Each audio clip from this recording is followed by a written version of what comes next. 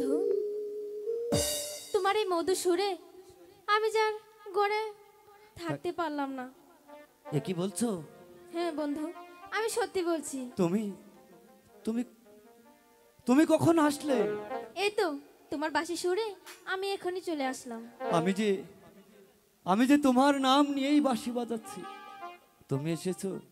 তোমাকে ছাড়া যে আমার বাঁশি কোনো সুরই আসে না। সত্যি বলছো? হ্যাঁ, আমি বাজাই।